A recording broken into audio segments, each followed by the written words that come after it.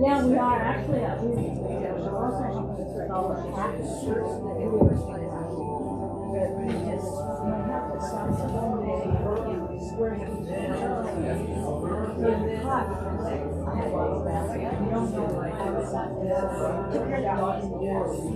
All right, folks. We'll try and kind of gather together here somehow, one way or another, to make this happen.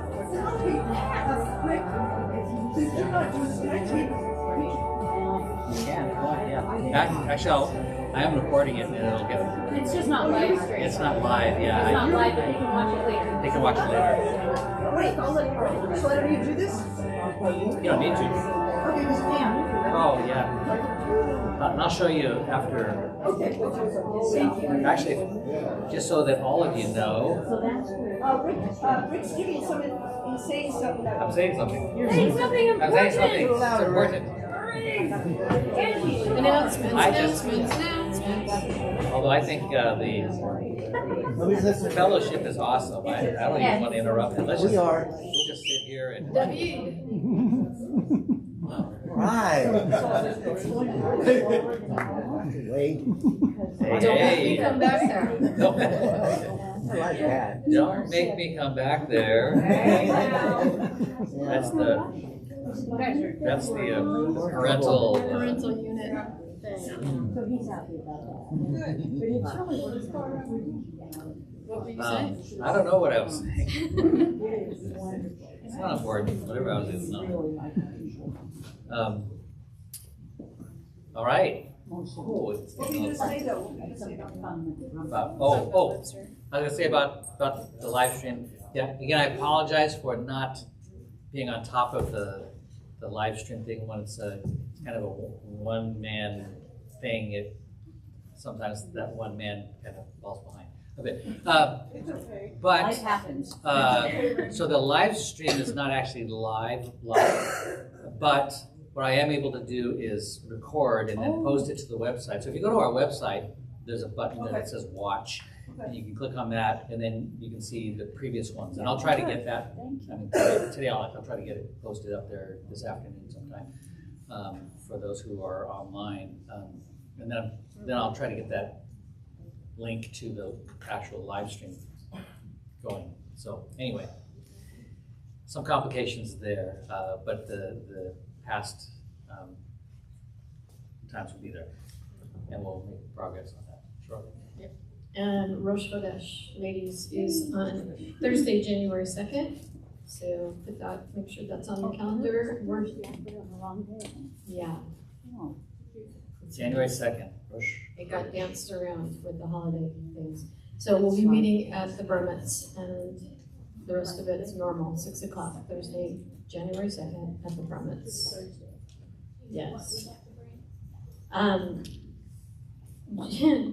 Judy will usually tell me she's making something, but yeah, just it's same thing. Bring food, whatever. Just bad luck. Whatever you feel like making or bringing, whatever would be great.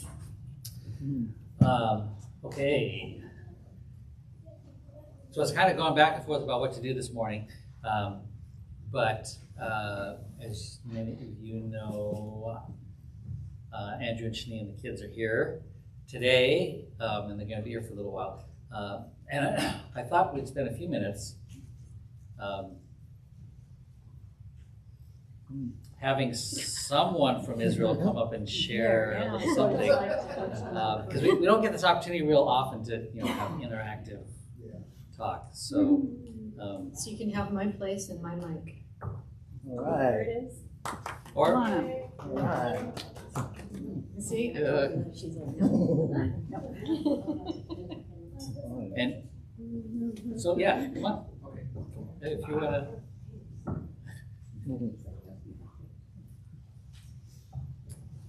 Oh, we're gonna get this half of the.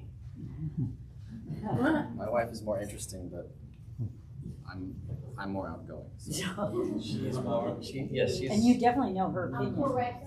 Oh yeah. If I Yeah. share anything but. When things come up, feel free to jump in and correct. We'll correct him and interpretate his.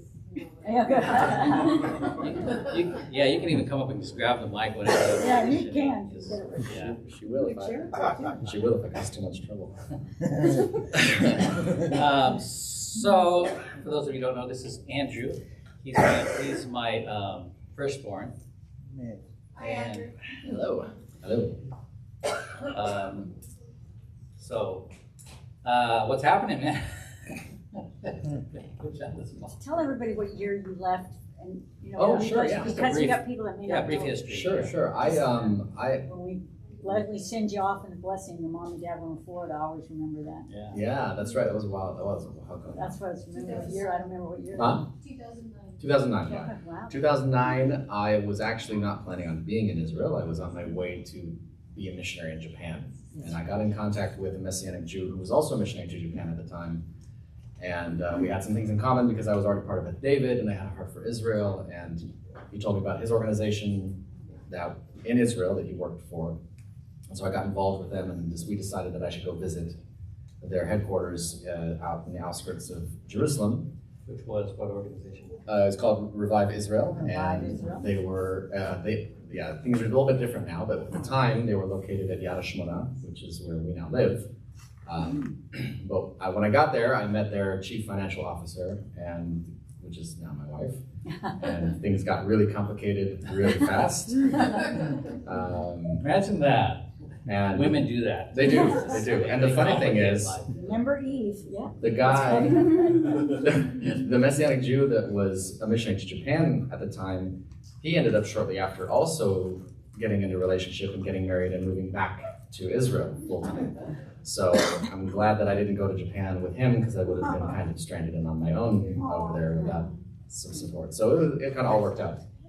But I was not planning on living in Israel at all. It's one of the reasons why my wife even decided to even open up to me and befriend me and everything.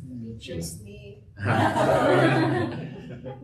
because especially in the believing community there's a lot of international Christians that would love to marry a believing Israeli and get their version of a green card to stay in the Holy Land.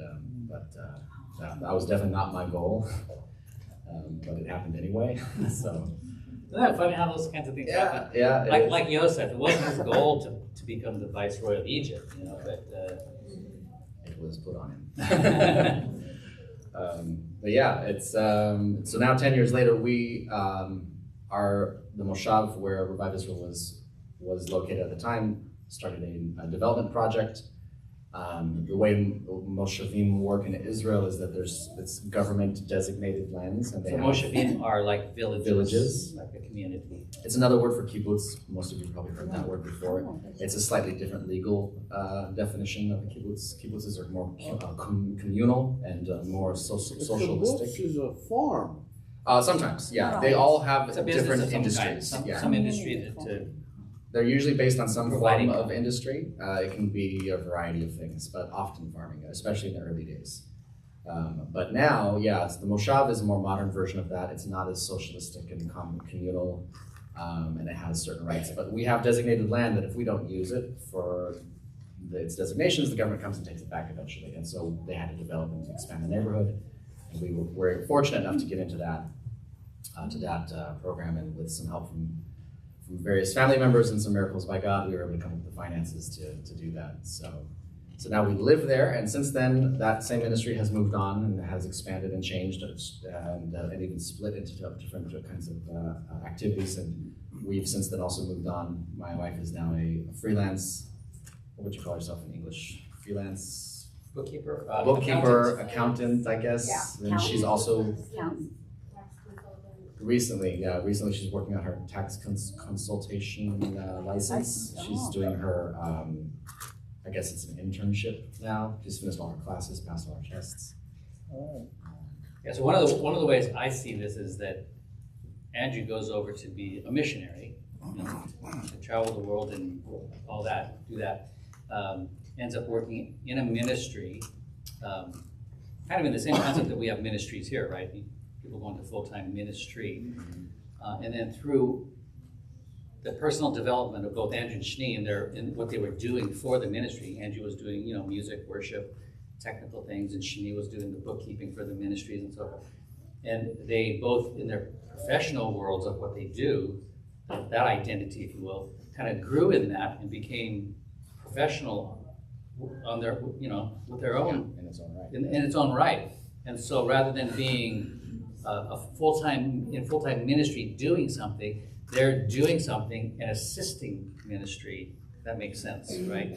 And so now, for example, Andrew runs a recording studio in Jerusalem that works with music for all kinds of ministries, and Shani does bookkeeping and assistance for lots of different ministries, nonprofit ministries. I think that was what she focuses on, nonprofits. So she's not just doing that work for one ministry. Now she's doing it for all the ministries, and their ministry has came from full-time ministry. Now it's out into the community, and contributing and blessing and connecting to so much of a bigger view of life in Israel. So it's and a lot of that was more. The whole process was very natural. It wasn't something that we went out and said, "Here's our plan and this is how we're going to do it."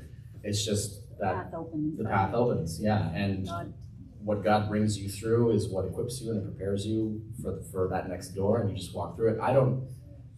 I can't take any credit for where I am today. Like if someone would have said we should try to achieve where I am today, I wouldn't have even known how to start doing that. And the opportunities I got were also very timely.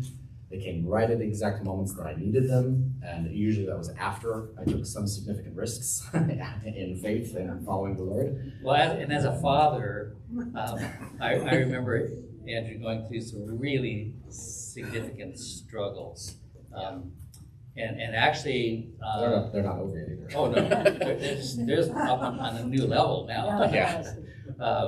But even in terms of releasing some of his own vision for his own life, he had to let go, and so it's not like the next step just came and but so.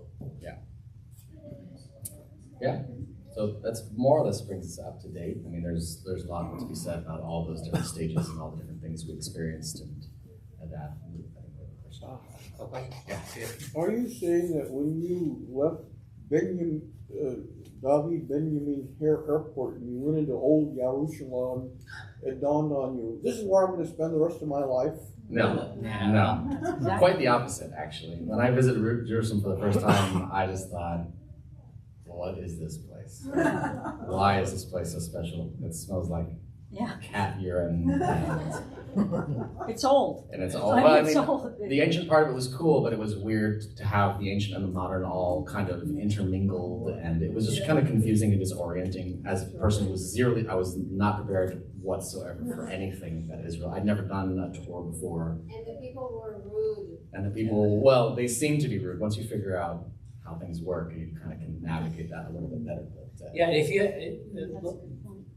But, Don and my experience with Israel is that we had been to other countries before that, and if you haven't traveled much, I mean, it's really eye-opening to go to another country where the culture is different. And one of the big things I learned right off, we went to Holland several times, the Netherlands, and I just thought they spoke Dutch there, and I speak English, and so that's our big thing of communication problem, right? And then I realized that no, they don't just speak Dutch here; they think in Dutch, totally a different way. It's not just a language; it's a way of thinking that's different, and you don't realize that until you're, And we live with people there, and so you get to know them, and then you begin to realize that. And so as we did that in a couple of different countries, then when we finally went to Israel, it's the same thing.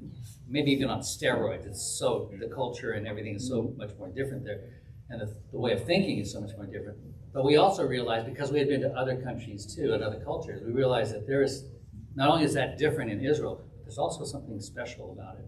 There's something that is more rooted, if you will, in like scripture, for example, and history and all that, and that goes back so much further, and it's a whole different thing. So the struggles are more intense therefore, same struggles that everybody has with identity, with culture, with politics, or whatever, but because of that depth, the intensity of that is not only so much more grounded and rooted, but it's also so much more intense, that struggle. So Yeah. I don't know. So I'm unsure as to what you're segueing into. whatever. It's just how different, no, how different. But yeah, it's something that I, to this day, even with my wife's family, I think they were my primary teachers, whether they wanted to be or not, as to like what Israeli culture is, how it operates. And a lot of Americans that go there, even for extended periods of time, it's something that even after, I don't know, more than 10 years now, I still struggle a lot with it. I feel like I understand it more, and I feel like I have a lot more patience and grace for certain situations and people, because I know what they mean and I know what they're trying to do, but it still rubs me wrong as an American. Like I'll give you an example. We went to the grocery store the other day here, and somebody walked in front of me between me and what I'm looking at on the shelf, and they said, "Excuse me," and I was like, "Oh, yeah, of course." There is no such thing in Israel. Just like, and if anything, if you're in the way, they'll just move your cart, like they'll just push it, and they'll just walk right by you, and it's totally normal. If you don't do that, if you stand there and wait for them, they'll think you're weird.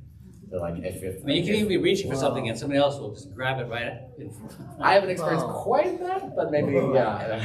But things similar to that level. I mean, yeah, things are. Well, you're for buffet.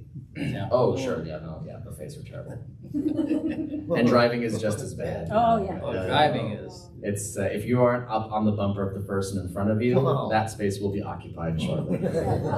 Someone will come and take it. So it's very aggressive. My experience was when I was in the market on Friday, and I was with my friend Brian, and I was, it was crowded, and I kept saying, excuse me, and Brian goes, stop it. Stop it. Nobody's see anybody saying okay or anything. I was like, It's like giant neon light over your head that says tourist. Yeah, people will push and they expect you to push. Yes. Wow. Yeah. And you get used to it after a while. And that's just one little example. There's tons of little things, but I'll give you one example is that when we're hanging out with family there, I'm hesitant to get into the conversation. Well, sometimes it's because it's in Hebrew and I don't know. I have no idea what's going on, but even when they're talking in English, I'm hesitant to get into it. And Andrew says, why? If they're talking in front of you, you're a part of this. Yeah. If you're in hearing distance, jump in, and so it's a whole different perspective of it's weird because culture. I was so used to it, and I'm starting to think that's like, well, for me, it's like some of that's becoming like automatic manners kind of a thing, and I'm thinking, why is my dad being so quiet? I'm like, oh, right, he doesn't know what to do. And there's a positive spin on that, because when I would grocery shop in Israel and I'm trying to find decaf coffee, and my little friend and I are talking, and I think, okay, let's keep reading. Let's see if we can. There's a little bit of English on this camp. See, people just come up to us and say, "Oh, what you want is here." Yeah. See, they heard us when you're saying. See, Yeah. they were like, They will barge because in. they heard us talking, and they just said, "Oh, here, this is what you want right here." They don't even say, So that was it's hard for appreciated. eavesdropping or anything. They just, Yeah, they just came in, and I went, "Oh, how nice!" At first, I realized it. Yeah. Yeah, that's very common.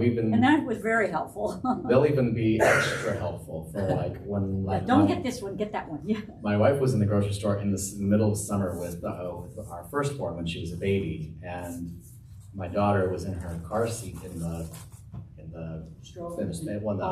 shopping cart, and she's just dripping sweat. She's drenched, and it's just a hot day. And this old lady comes up to my wife, and she's like, "Isn't she cold? She doesn't have any socks on. You should put some socks on her." And she's like telling us, giving us all these parenting tips, right in the middle of the grocery store. Don't know her, whatever. Yeah. And it's totally normal. Like Yeah. people just walk up to you and tell you how to live your life better. Yeah. I was wondering, on the news we keep hearing about the wars that are going on and all the Mhm. bombing of Israel. Is it affecting almost all of Israel as far as being in danger, or is it just a couple areas that are being bombed? Well, actually, right now, like our area is very quiet because we're just outside of Jerusalem, and we're also next to the big TV station where our news channels are filmed. So our area has some little extra security in the air most of the time. So, but like my wife's family, Shani's family has They live mostly down in the central Israel, like in the Tel Aviv area.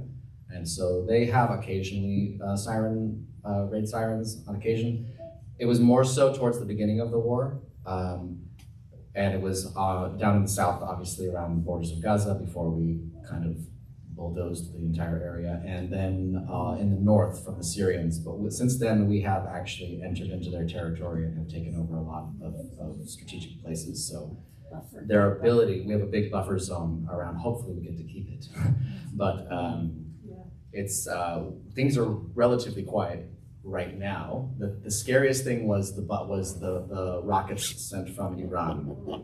That happened a couple of times. We got some unusual alarms on our phones, and we have bomb shelters in every home, but we also knew that, like, well, these are significantly larger What projectiles. about this Iron Dome defense that the Jewish military has?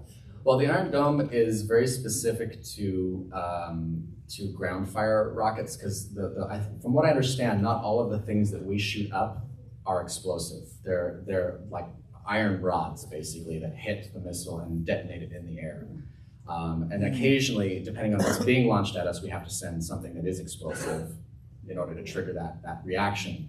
Because it's also not financially feasible to be shooting rockets up in the air all the time. But to launch an iron rod up in the air, use cool math to blow up a missile in midair is a lot cheaper.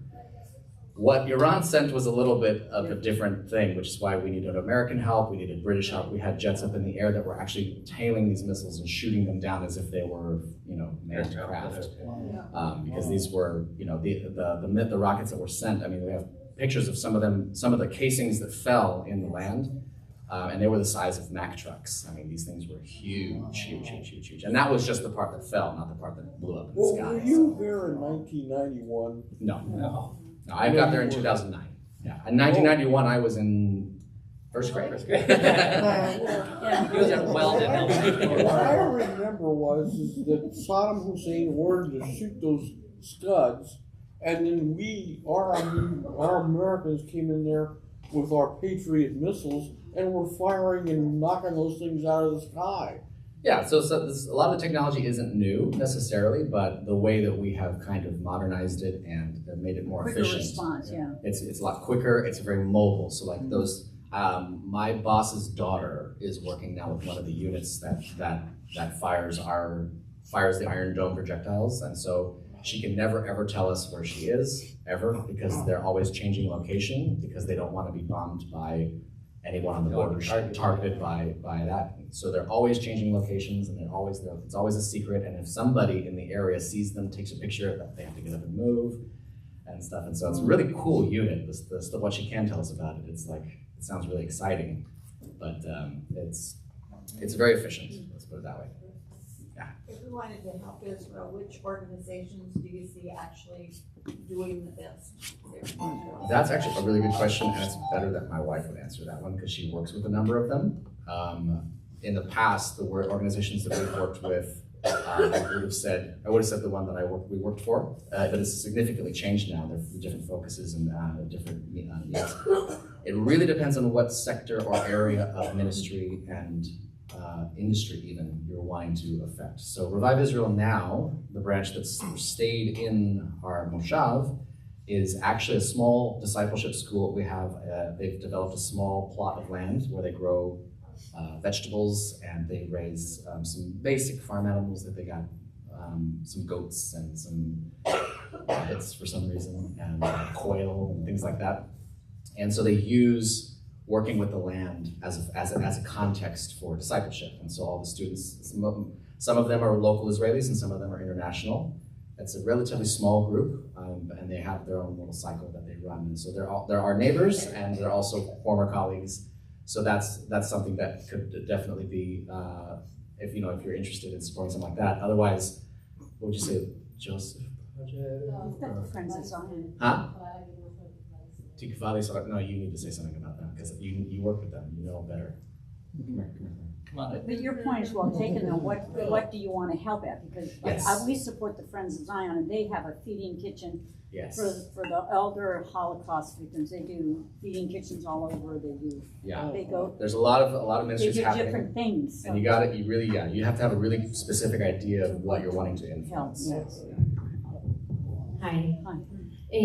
So one of the ministries that I work with is called Hope of Israel Today, and one of the things that they do, yes, they also do discipleship for youth all the way. They go to their military service, and then after that to find a subject where they would study in university, and they do this process with them.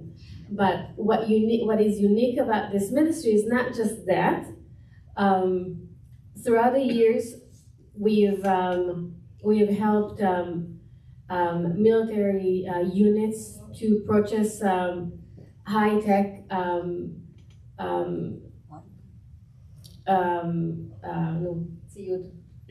equipment for their units, things that they needed, things that the manager, his name is Moran, he's in contact with the actual officers of the units, and he's always asking them, what do you need, what do you need? And so also before the war started, but also after it started, we have purchased things like very high-tech things like drones and just different things that have helped our military reduce the damage in both sides and the casualties in both sides, and also reach into deeper areas safely. And also we have helped, we had a lot of evacuees in the beginning, both from the south of Israel around Gaza, because all the villages there were completely destroyed and burned, and houses were broken, and also from the north. So until recently, we have really subsidized hundreds and thousands of families stay in hotels for the longest time, and also now there's two big projects now that we're doing. One is there's a lot of casualties, but also injured soldiers now, and they have a shikum rehabilitation in the hospitals, and their rehabilitations it takes weeks and months depending on the severe of their injury, and so we subsidize housings and meals for their families to stay with them, because sometimes the soldiers, they're from everywhere in the country, but the specific hospital is in one location. So the families are there with their loved ones day and night, and they don't think about basics, things like food, and the hospital food it's not good, to say the least. No, just like here. So we do help them, and we spend time with them, and they know us, and by name, and it really changes the atmosphere and their stay there. And the newest project that we do is actually really amazing. One of what happened in October 7. Andrew said that each house has a safe room, like a shelter thing. And what happened is that the door you were able to lock it only from the outside. You can't really lock it from inside. So what happened is that the terrorists were trying to open the doors, and the people inside were trying to close the door. And it was like a power struggle. Who's gonna get tired first?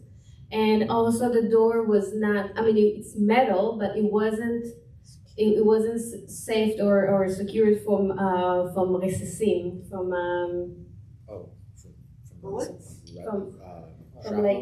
like pieces of metal that got shot, like bullets, but also like if there's a bomb. Shrapnel. Yeah, shrapnel. Yeah. It's not, And also the terrorists, they burned the house down, and the smoke went inside, and people were burned, like suffocated and burned to death in their own shelter. So these three things that came up in the report of what happened in October 7th.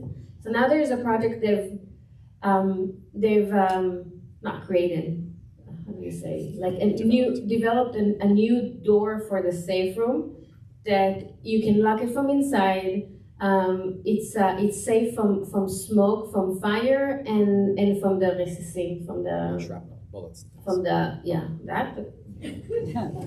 Let's just say bullets, but anything. And it's something that is super expensive. And there's one kibbutz there called Nachal Oz, and we have come together with him, and we are basically have agreed to raise the funds and sponsor the doors for their the people in the kibbutz, in the yeshuv, for them to return. So one by one, whoever is going to have that new type door will return to their village, and that will be the first. Nachal Oz will be the first village for the people fully to return safely. And it's amazing because this project cost $800,000 for all the doors. And when Moran got out of that meeting with the representative of the Moshav, the village, he got a call from some fund in the US. Never happened to him before, something like this. And he said, "Hey Moran, do you have a project we want to support?" And he just got out of that meeting, and it was just such a godsend, such a timing that is divine. And he was able to represent that, and he said, "Okay, you have $100,000 promise. So now we need 700, but it's okay." But that's the newest project, and we're really excited about this because we do want to see that the people are returning back home, but safely. We don't want them to feel like they're left alone in the situation, because it is dangerous. And so step by step, and we believe that this village will be the first, but they'll need more.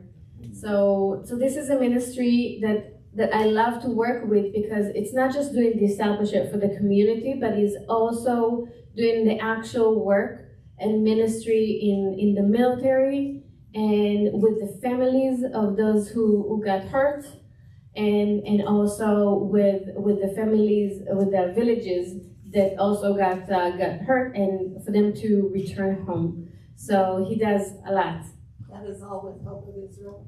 Hope of Israel today, yes. Hope of Israel or Hope for Israel? Because there's several. I just Googled it too. Hope for Israel. Hope for Israel. The director's name is Moran Rosenblit. Hope for Israel Does today. it have a headquarters in the U.S.? Because Yes. it showed up as a headquarters in the U.S. That's why it's Yes.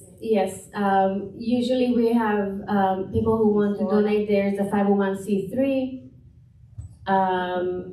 in Merritt, Florida. Seeds of Avram. That's the ministry that collects the Hope for Israel today. But through the website, you can see all of it. I don't know if the new project is on, because it's just last week that we've approved it, and it was like very new. But it's Hope for Israel. Yes. Sorry. Is today part? That's great. Thank you. Hope for Israel today. Yes. Today. Oh, and That's it. That's what I need. So yeah, it's the website is hope for the number 4 hope for Israel .org. Yeah. Hope and Thank you. Oh, well, wait a second here. Maybe you know something and the about logo. these missiles are being fired out of Lebanon. What's happening over there? This is a two-front Is that it? war Yeah, going that's it. on, really. actually it's 3. What's that? Sorry. This is a two-front war going on. The missiles are coming out of Lebanon, and then there's the missiles coming out of Gaza. There's also from Iran, and there's also from the Houthi, which is Yemen. Last night they had rockets shot from Yemen. Actually, the Iron Dome did not. It failed, and the rocket fell in Jaffa. And there's some injured, but not killed, as far as I could see. When they send an ICBM, you can't take it out with the dome. No. No, you have to follow it with a missile or something. Yeah. It's more complicated. That's the second. Seed of Abraham this week. Isn't it the second? Yes. The Yemen, the Houthim, they have found a way to to do it, overcome the door. I mean, the U.S. went in and bombed a whole lot of stuff after the first attack. Yeah. So I think one of the things that people also miss or not understand or not comprehend is that the state of Israel, the entire nation, would fit between Bakersfield and Sacramento. yes.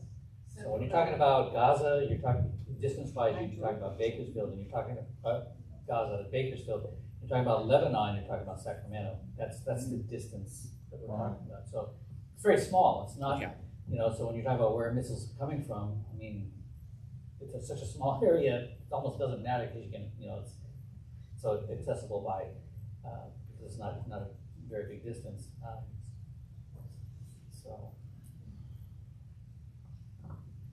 Thank you for presenting Hope for Israel. Yes.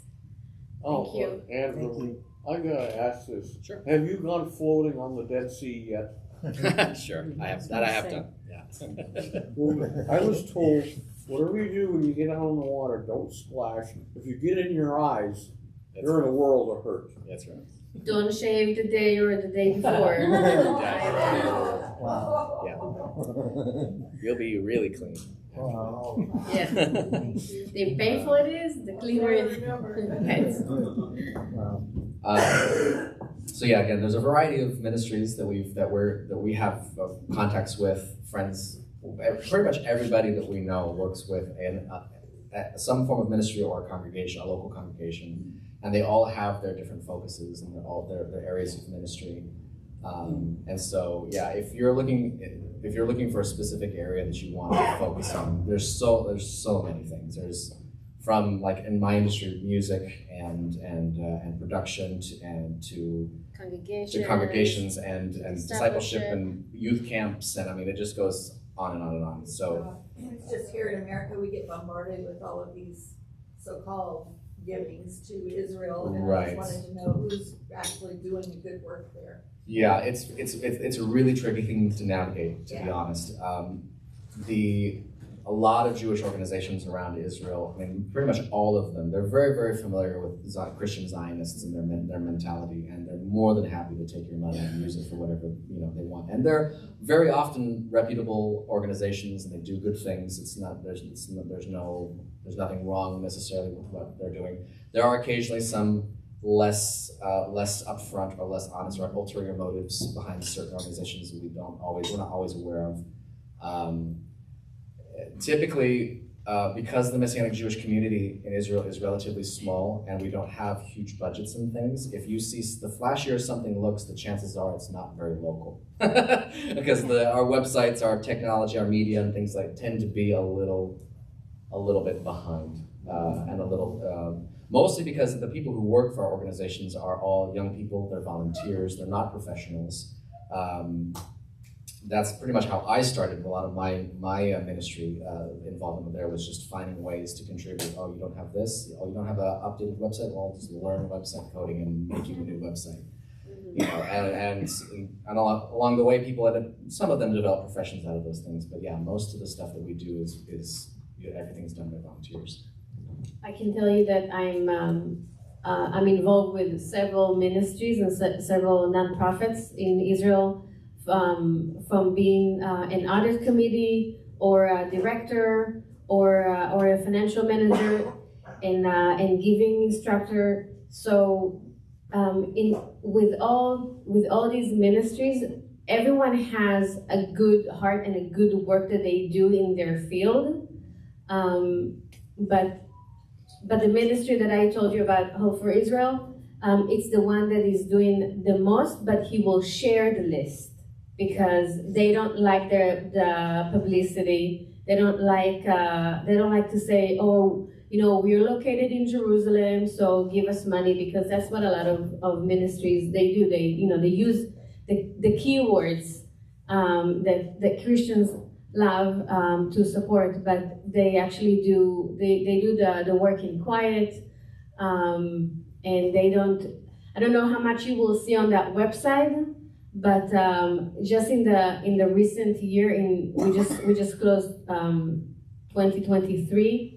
And we have donated without raising money at all for this, but only by word to mouth, ear to mouth, Word of mouth. word of mouth. Over 2 million shekels for the aid of the war in all the aspects that I've shared with you, and that's in 23. In 24, we are reaching closer to 2 million already. So it's something that is this ministry. I think it's the most alive and the most true to the whole, genuine. Yeah. And I'm involved in so many others, and others that also build shelters and buy ambulance and help for the needy and do a lot of things, great things. But at this time and for such a time as this, that ministry is doing the most with a genuine heart. Yeah. What she hit on something that's actually that I'd forgotten about because it's become kind of commonplace for us. Is the reason why this Moran and this ministry is as successful at what they're doing as they are without a lot of the advertising is because the way he goes about raising his funds is through personal relationship and contacts, and it's why he can walk into a military base in Israel and he'll be recognized really quickly by at least a number of people because he goes there and he visits people and he travels around the world, and so when he makes these contacts and when he finds his financial supporters, it's usually through these contacts and networking. And it's a very, very Middle Eastern approach to things. It's not about like a nameless, anonymous kind of donation. That's we're just people sending money, but it's through personal relationship and through contact. And that costs him quite a bit because that means he has how many, 3 kids?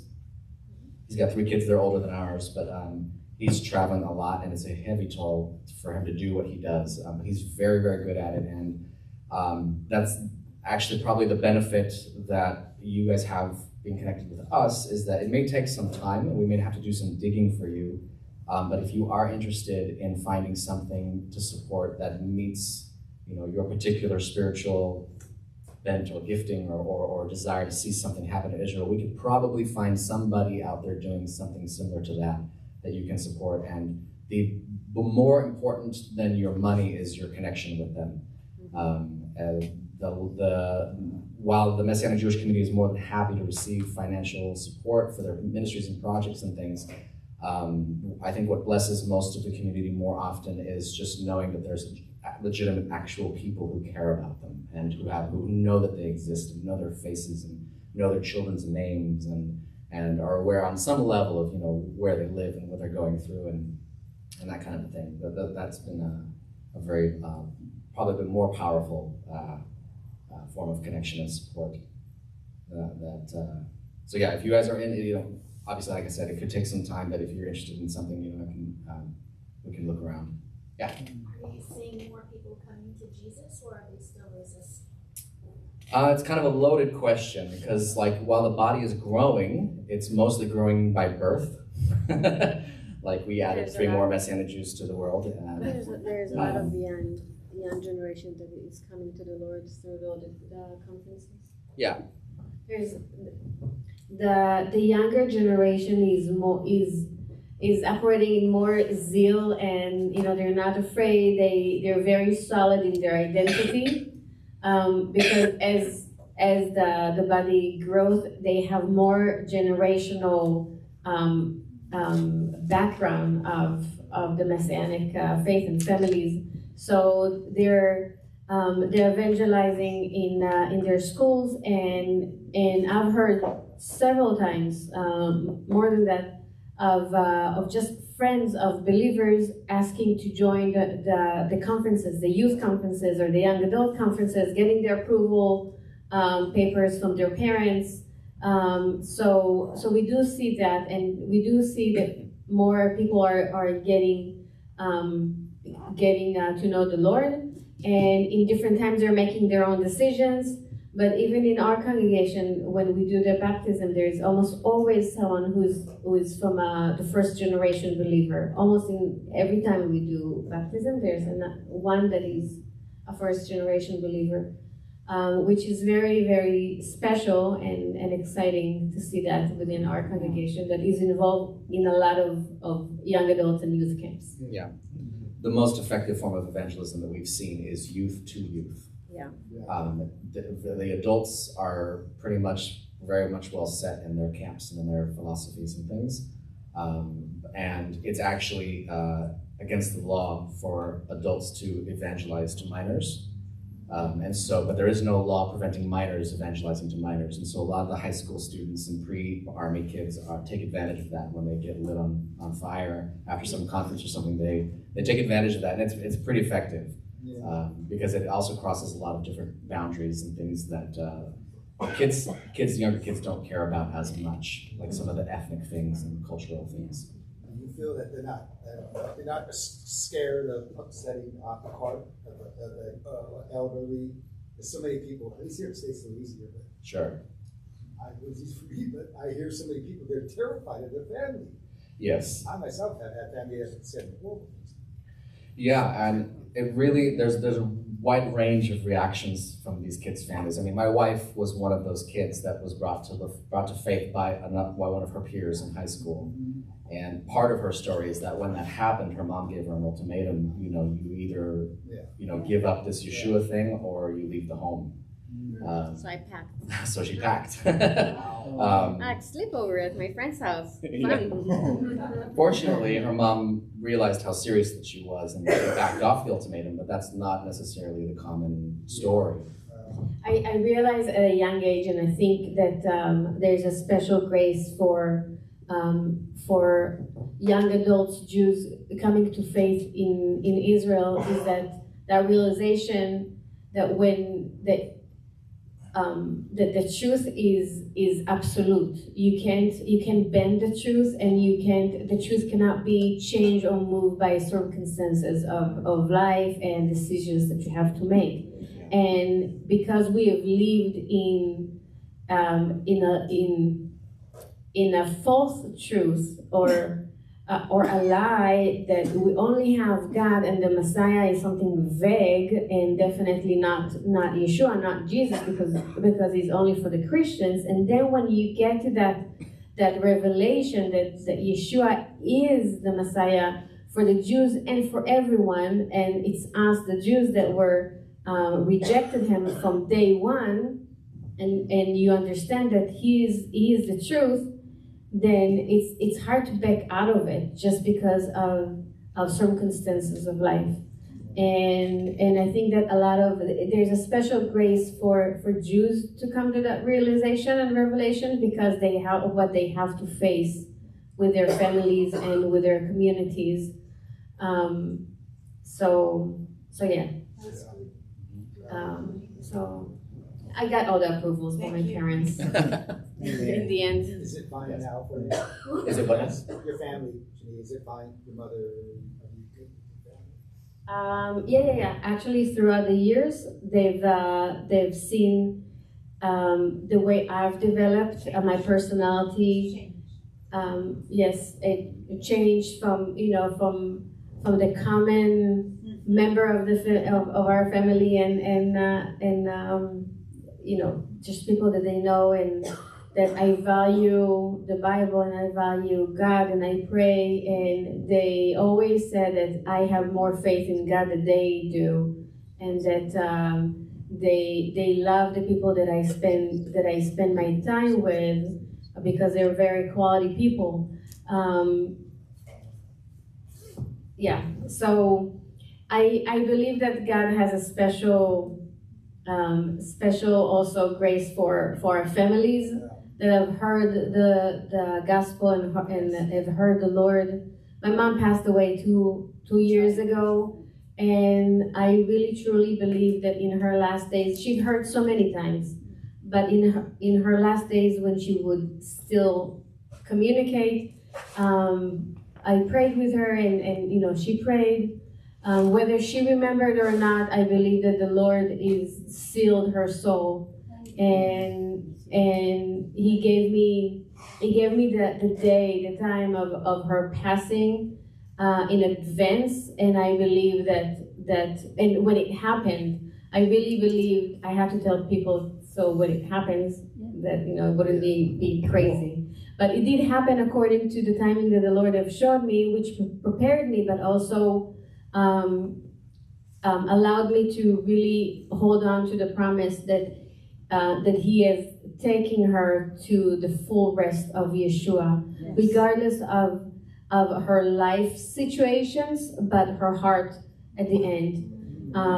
I also believe that for my dad, for him to live long life, but I really do believe that the Lord is seeing the heart and the soul and not necessarily the actions. And we people, we like to make categories and solve situations and decide, okay, this goes to that side and this person will go to that side according to what they do. But really the Lord's grace is above our understanding, and I hold on to His grace versus our categories of men. Amen. So I do believe for my family salvation, and it will be different than mine, but I truly believe that. Yeah, amen. Being where we've been and rubbing shoulders with the different varieties of people that we have, it's really challenged, at least for me growing up as, charismatic, Pentecostal, Christian background. To go there, it's really challenged all of my definitions of salvation, and it's really caused me to ask a lot of questions and hear a lot of different stories. And it's not even so much, I think the thing that has helped me kind of put a lot of those definitions aside has been falling in love with some of these people and realize and really appreciating what they've been through and how that has changed the way that they think and how they operate. And there's a lot of cultural factors involved in those things, and there's a lot of historical factors involved in those things, and all of that comes with a variety of wounding and blessing and wisdom and all kinds of things. And one of my favorite examples of this is Muslim backgrounded believers in Israel. They believe in Jesus. A lot of them have had miraculous turnings because they've had either some kind of physical manifestation of Jesus somewhere, some kind of biblical proportion encounter with him. You mean like Moshe had before the burning bush? Along those lines, you hear their stories and they're astounding, and they're not kind of stories that you would ever hear in a lot of modern countries because there would be no other way for them to have known anything about who he was, and the Lord would break those barriers down for them. But interestingly enough, their culture is still Muslim and they don't know anything else, and they don't want to be called Christians because to them that means something else, culturally and historically. And so they prefer to be called Muslim backgrounded believers, or MBBs. MBBs. They understand that it complicates things and it confuses people, but for them it's very important. And a lot of their history and their culture is wrapped up in Islam, and they maintain a fair amount of that as they develop, but at the same time they're completely in love with Jesus. Their political stuff also, they're not always on the same page with the Messianic Jews, and so they're split in between. They're very split amongst themselves, and so even politics gets muddled up with the faith aspect of things. And obviously you guys are aware of that, and the same things happen in America here, where it's hard to differentiate politics from faith. Sometimes Israel is a stumbling block. Israel is an extraordinary stumbling block, and what happens there only makes things more complicated. And it's really taught. From all of that, I realized that the definitions I grew up with about what is evangelism and what does it mean to be saved and everything, it's just they don't work. They're not. It's not that they're not true, but they're not. There's no practical way to go about achieving it in that way. You have to be more creative. You have to let God do whatever it is that He's going to do, and trust that that's in His hands now, and He's the one who ultimately determines those things. Not It's funny you say that, because I've heard so many stories of even Hezbollah members, people who have come to know the Lord. And it's amazing, they could walk in the room, you would have more in common with them than you would with others, your family. And I just my son has come across some of these guys. It's just amazing. The things that the Lord does. People from any culture, completely different people, come together under Him. It's unbelievable. It's really cool, and you still, as much as we have a variety of Arab believers that we rub shoulders with on a regular basis, and every time I meet them, I immediately recognize how different we are. Even though we live in the same country, we eat the same food, but they're just, there's just a different way of behaving and communicating, and it's cool every time we say it.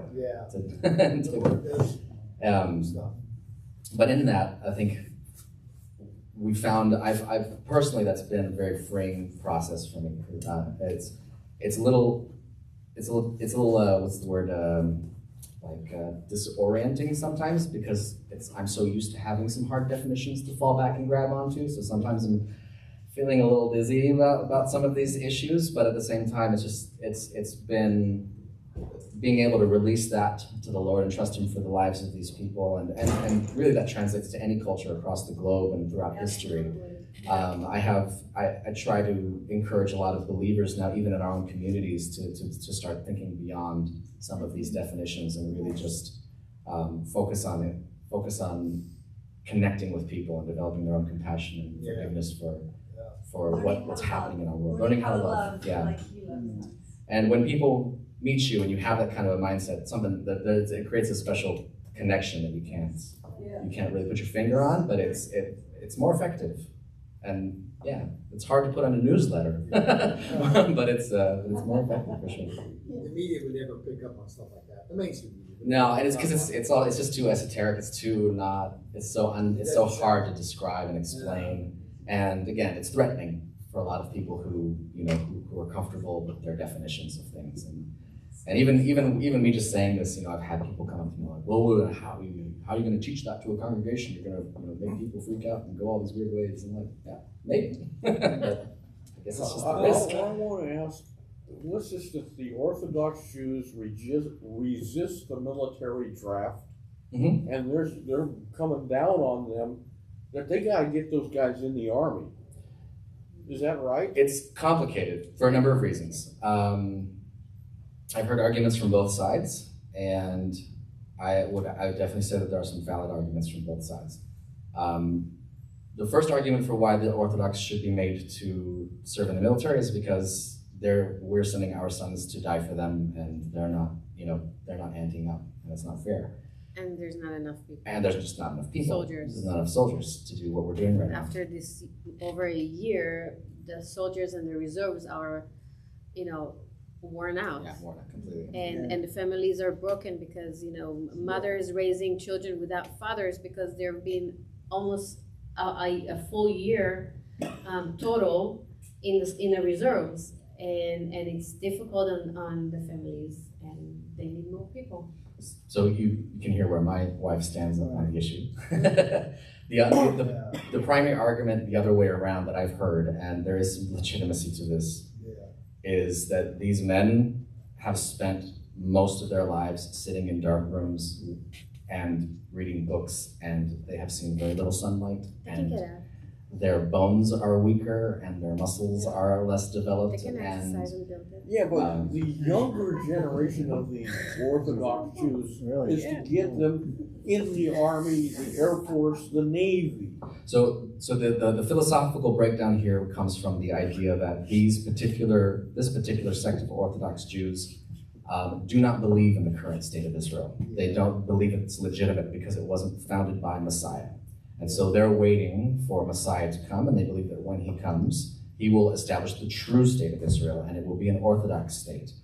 And they will be the cabinet, and they will be the parliament, and they will be the lawmakers, and they will be able to kick out everybody that doesn't agree with what they think. And it's very, it's a form of, it's very similar to, in mindset, to like some of the Sharia concepts from Islam and things like that. They're just not as violent. They're just thinking the Malkut millennium way of thinking. Sure.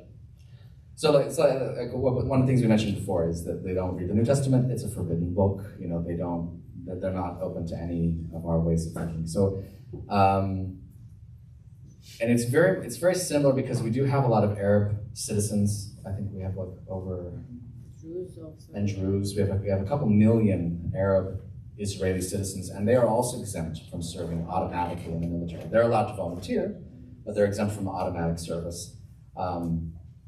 And so they are also another sector of society that receives benefits from the country, but does not necessarily give back civilly in the same ways. So, in my mind, if they are to force the Orthodox Jews to do this, I would say, well, they have to force also the Muslims to do the same. The problem is that in Islam they forbid their people from raising, which is funny, but it's ironic. They forbid Muslims to take up arms against other Muslims, even though they do it every day. There are Christians that have joined the Jewish military, though. Sure, yeah, there are, and it's a very different thing. Yeah, and we actually we know a guy named Rick Winnicky who has what's that? It's the statue. He did those carvings in Arad. Yeah. And he was a Canadian-born Christian that moved to Israel in the early days. And he actually got his citizenship in Israel by volunteering for the armed forces there. And this is back in like the 70s or 60s or something, a long time ago, when that kind of thing's not possible anymore. But so yeah, there's plenty of Christians that have participated in the military. Is there anything, Dad, anything else you wanted us to cover? Or? Oh yeah, lots. But I mean, I'm here. I just want to be respectful of people's time. Yeah. So we'll need to wrap it up for this morning. Sure. Today, so, yeah. Thank you. You're welcome. It's a pleasure.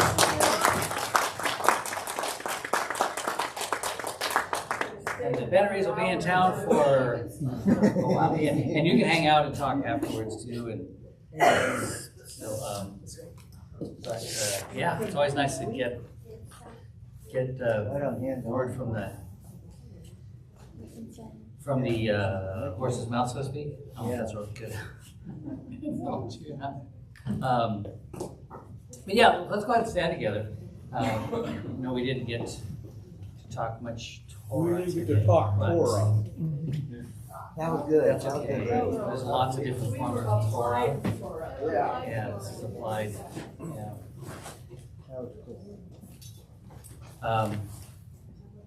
So yes. They'll be around for a little while, so we'll hopefully hear some more from them, and you can always interact and connect with them too. Okay, well let's, as we traditionally do, let's recite the Aleinu, and then you can hang out and do whatever you like to do for the rest of the day. So let's pray. It is our duty to praise, Master of all, to ascribe greatness to the one who created from the beginning, that he called us from the nations of the earth and chose us as his family, a treasured people, and placed our portion in Yeshua. We are your people, whom you redeemed. We therefore bow and worship and give thanks before the King of Kings, the Holy One. Blessed is he who extends the heavens and establishes the earth, whose throne of glory is in the heavens above, and whose power's presence is in the highest of heights. He is our God, there is no other. Truly, he is our King, there is none else. As it is written in his Torah, you shall know and take to heart this day that Adonai is God, in heaven above and on earth below. There is no other. Therefore we place our hope in you, Adonai, our God, that we may soon see the glory of your power. power, when you will remove abominations from the earth and idols will be utterly destroyed, when the world will be perfected under the sovereignty of the Almighty, when all humanity will call on your name to turn all the earth's wicked towards you, and all the world's inhabitants will realize and know that to you every knee must bow and every tongue swear loyalty. Before you, Adonai, our God, we will bow and kneel and bow down and give honor to your glorious name. We will all accept the yoke of your kingdom, and you will reign over us soon and forever. For the kingdom is yours, and to all eternity you will reign in glory, as it is written in your Torah. Adonai will reign forever and ever, and it is said, then Adonai shall be king over all the earth. On that day, Adonai shall be one, and his name one. And Father, we bless you and thank you for this time you have together. We thank you for your love, for your word, for your truth. And I pray that in the coming days, you will open our eyes to the wonderful things that you have for us, and that you will order our steps, and that we will walk in obedience to your leading in our lives. Baruch atah Adonai Eloheinu melech haolam asher noten lanu et hadvar ha'chaim beYeshua HaMashiach.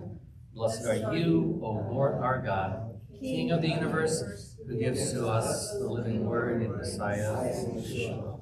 Amen and amen. Shabbat shalom. Shabbat shalom.